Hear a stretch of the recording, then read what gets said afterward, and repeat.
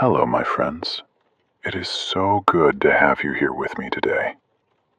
Pull up a chair, find a comfortable spot, and let's just take a breath together before we dive in. Today, we are going to travel back in time. We are going to discover the story behind a day that millions of people celebrate every year. A day of love. A day of roses and chocolates. A day of messages and hearts. Yes, my friends, we are going to explore the history of Valentine's Day. But this story is not what you might expect. It is not just about romance. It is about courage, mystery, and how one man's actions changed the world forever. So, take a deep breath, relax, and let this story carry you away. And if you enjoy this journey, stay with me until the end. I have something special to share with you. Our story begins almost 2,000 years ago in the city of Rome. Rome was the most powerful city in the world at that time.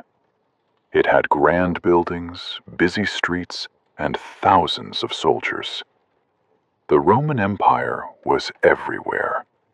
It controlled land from Britain to Africa, from Spain to the Middle East. But Rome was not always a place of peace. There were wars, there were enemies, and the emperor needed strong soldiers to protect his empire. The emperor at that time was a man named Claudius II. He was a strict ruler. He believed that soldiers must be completely loyal to Rome. He believed that soldiers must not have any distractions. And Claudius had a strange idea. He thought that married men did not make good soldiers. He thought that a man in love would think about his wife, not about the battle. So, Claudius made a decision. He created a new law. Young men could not get married. They could not fall in love and start families. They had to stay single and join the army. Can you imagine that? A law against love? Many young people were heartbroken. They wanted to build lives together, but the law said no. And this is where our story really begins, because not everyone agreed with this law. In the city of Rome, there lived a man named Valentine. Valentine was a Christian priest. He was a kind man, a gentle man, a man who believed deeply in love.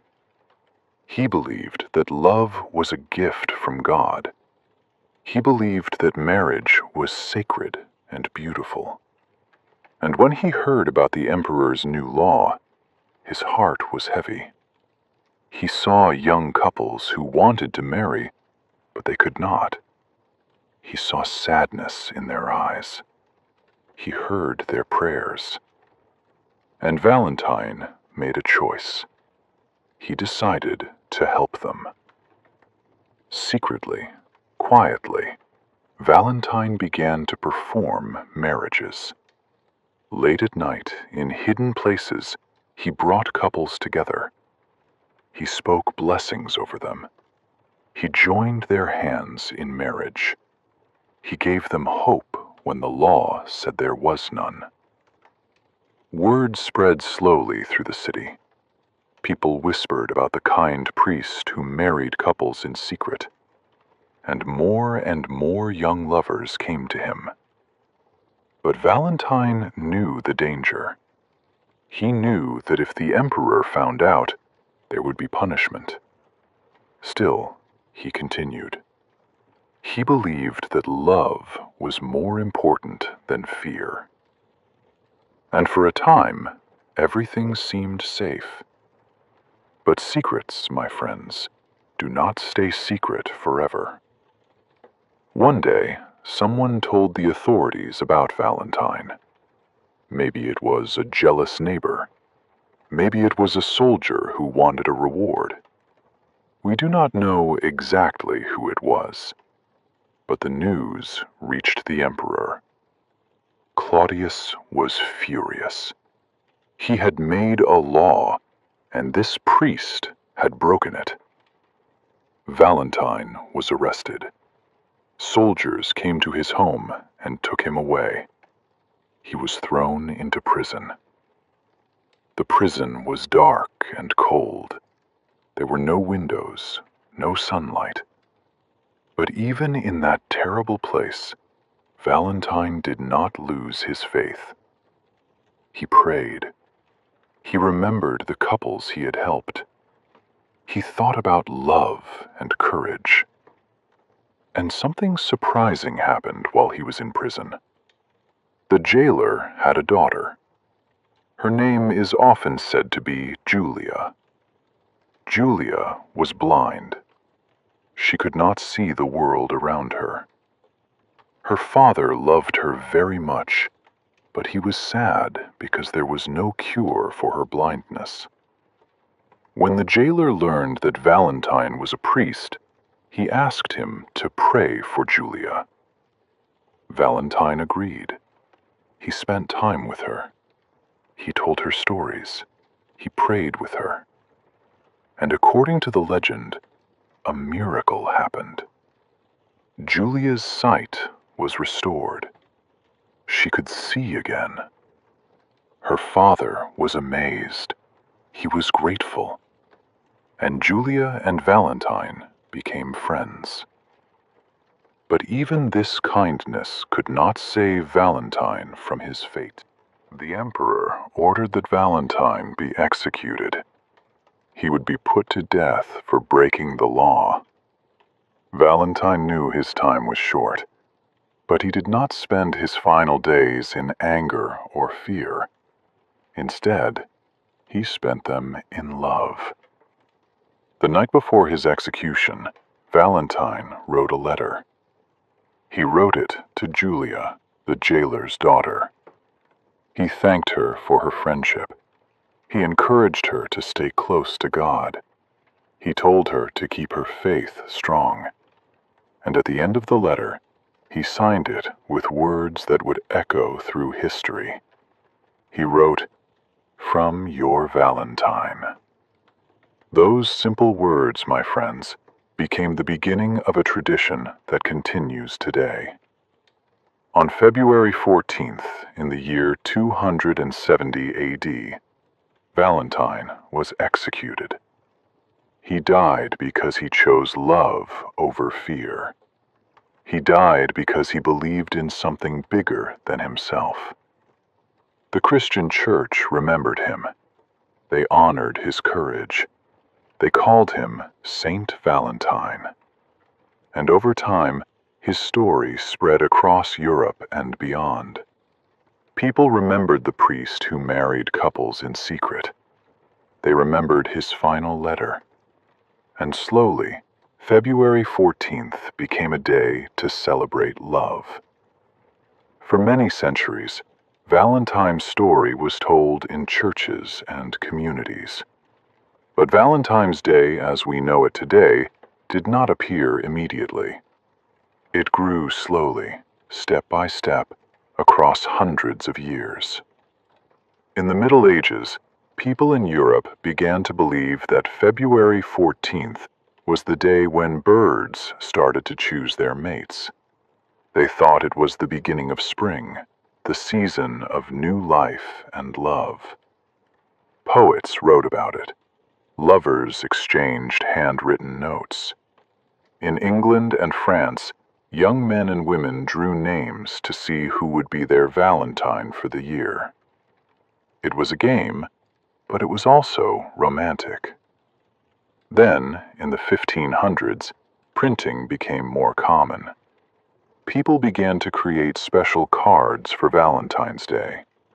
These cards had pictures of hearts, flowers, and birds. They had short poems inside. Giving a Valentine's card became a tradition, and when people moved to America, they brought this tradition with them. By the 1800s, Valentine's Day was celebrated across the United States. Factories began to make Valentine's cards in large numbers. Chocolates and roses became popular gifts, and the holiday grew bigger and bigger.